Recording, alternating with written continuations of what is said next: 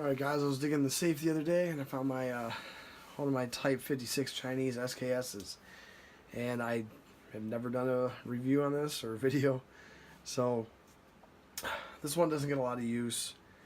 A friend gave it to me, I think probably 4 or 5 years ago, for doing some work to his car, and it's kind of just sat. I mean, it was in such good shape, and he said that he got it and it was basically new in the box.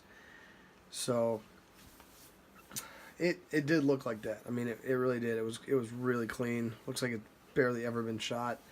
I've only put maybe 50 rounds through it, but digging through it and notice a couple things that kind of stick out, that it's probably not new in the box, but it is a Chinese SKS. It's from the 906 factory. So you'll have the triangle 906. A lot of them are the 26, and there's all sorts of different ones. But it's in the 18 millions. It was import stamped, so it's made in China by Norinco. And people say, the Norinco ones or the polys were all civilian, or made for civilians, and some say that only the spike bayonets were for civilians and the blades were for military use. I mean, there's so much hearsay out there that it's hard to get through. It really is. And this is a later production one. It has a pressed and pinned barrel in it. So they're different steps, but this is pressed and pinned. They also have threaded ones, and this has what I like a lot about these. These have huge bolts, and they really help with the recoil. The 760 by 39, it does recoil less than AKs, and it's a nice soft shooter. I mean, they're not ammo sensitive at all, and they really run well, nice and accurate. I've hit 12-inch gongs all day at 100 yards with these things. They have a really nice barrel. And see, it is later production also. It does have a stamped trigger guard. Some are milled. This gun is also all numbers matching. You'll have numbers here on the trigger guard. The bottom of the magazine is a 10-round, somewhat internal, or a fixed magazine. D models, they have like AK mags. It's on the back also, and then on the bolt. So, and I do have a kit that I can make this into detachable magazines, but it really sucks. I got a lot of magazines, and they just don't run right, or they'll only load 15 rounds instead of 30. But it is what it is. So going back to the blade, this does have the standard blade bayonet. There are also para bayonets that are just a little shorter. They come out to about here for the paratroopers, but they also have the spike. And then a lot of them after 89 for import, they had these taken off and kind of neutered from one of the bans. And these, from last I heard, these still aren't being imported. So whatever's here is here, and the prices are going up. I mean, these things go for beat ones 300 up to, I've seen some like over 1,000, depending on what. I mean, you used to get these for under $100. And I think the first SKS I bought was a Yugo 5966 for, I think it was $125. Yeah, it did not have a bayonet though, and it had a shitty plastic stock on it, and it would overheat all the time, like really quick. Like after 15 rounds, it was really weird. But all the Cosmo units clean, but I don't know what was going on with it. Some guy offered me 200, and I gave it to him. Let's see. Yeah, the also thing that jumped out to me, I mean, this is a jungle stock, and they come with wood. Some come with the jungles. This is a really nice jungle stock. A lot of them, jungle ones, the early ones are really shitty. This one's really well. You know, they always call it fiberglass stock. It's actually a glass-filled polymer on these. And Chinese military did use these, kind of, on SKSs, AKs.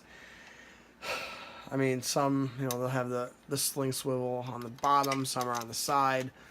I mean, there's so much, like, scuttlebutt on these things. It's just, some say these are replacement stocks or aftermarket stocks that were developed in the U.S. They're still made in China, but, I mean, the other myth is that they were developed for use in Vietnam because the jungle fighting was rotting the wooden stocks, but there's just no proof of it. There's no photos, there's no bringbacks that have ever had jungle stocks. So, I don't know. It is what it is. You could try to look up stuff. You'll be pulled in 50 different directions on everyone saying that they know the best, and no one really knows shit. And I'm not going to sit here saying that I do know, but that's what it came with. The problem that I have on my front story, I mean, it is a blade bayonet. It has never been neutered or drilled or replaced. This is the later type bayonet lug. It is screwed. It is also staked. So a lot of the times you'll see these screws like destroyed, these slots. No one's ever tried to put a screwdriver in there. But a lot of times people are like, oh, I'm going to take the bayonet off, and they just start cranking on it with a flathead. And they don't realize that it's staked, and they just destroy the screw, and then you have to drill it out. And, yeah, it's a lesson lived is a lesson learned, I guess. Not saying that I've ever done it, but I've seen people do it. And, but also, on the bayonet, it does have on here, it does have the spike or the blade stock groove here. If it had the spike, it would be wider. But it does have the U-notch on the stock ferrule. It is U-notched here, and that is for the spike bayonet. And it would have a V groove in here if it was for the blade bayonet. So, I mean, this is replacement. I don't know if they did that with a stock. Possible, but you can see that the blade's kind of chewing up the U-notch. So that's wrong. And, it does hit it, and, it shouldn't be like that. So, I don't know what's going on with that. It also does have, let's see, it has the number 3 rear sight. When people talk about 3, it's here, like their battle sight, but it's really 1. You could have the number 3, or you could have a Roman numeral 3, or different type of font 3, and some people say that they have some that are missing, but I don't know. I've never seen those. And also, you might want to know I have this shitty little thing on. It's because this gas tube, it gets really hot, and the biggest problem on these, they're basically bake lights, but the jungle stock, the fiber stocks, these will crack. So I just have this one on just so I don't ruin the original one. How original that is. And this is an earlier design, one-piece gas tube. You can tell here. Sometimes there'll be 2 pieces or a seam, and they won't be flared out like this. So it's a one piece, and I don't know if that's also original for this rifle, since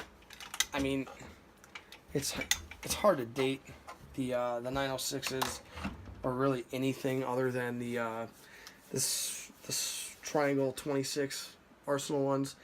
China has not released any production dates for anything other than those. So if you got those, you can update them or figure out the production dates. From everything that I've seen on this rifle, I'm guessing it's in the 1970s. I just don't know, early, mid, or late. I would guess early to mid. But who knows?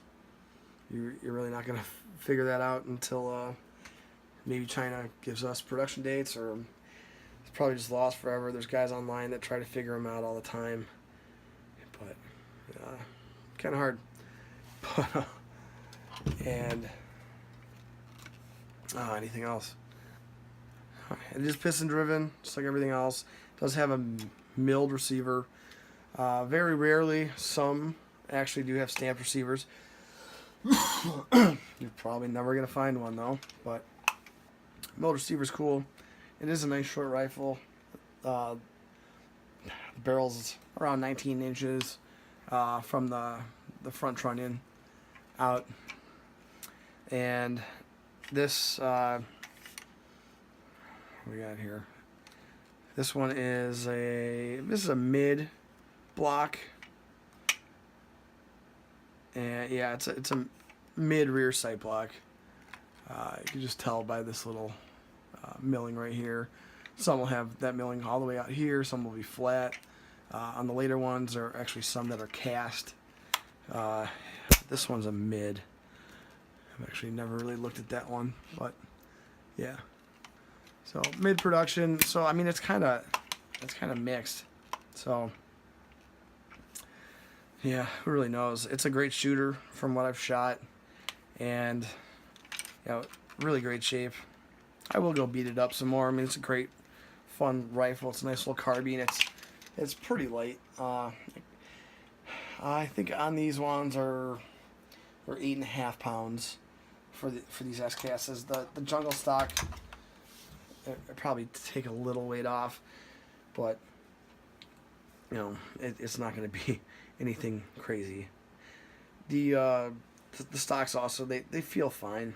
A lot of people say that they feel like shit compared to the wood ones, but I've never felt much of a difference on them. I do have a wood stock that laying around that someone gave me that they thought was for an M1 carbine, but it's for an SKS. I don't know how they got that mixed up, but it was free. So it's a thumb hole stock though, so it's really, I'm not going to put it on this ever, but it's just going to stay how it is. I got to pick up another one because they're getting kind of crazy. So I'm going to go see what auctions have. I know I bid on a couple. They were about $200, but now they're around $250, which isn't bad. But you kind of get spoiled when you buy them so cheap, and then 5 years later they're just going through the roof. But that's what it is. Is what it is, and if you want one, probably grab one soon. And that's all for the Chinese one. These are still decently priced. The Russian ones are going pretty high. The Yugos with the grenade launcher, they float around the same price as the Chinese, maybe even a little lower sometimes. But that is all for the SKS. You guys have any questions or got any more information on it, let me know, and take care.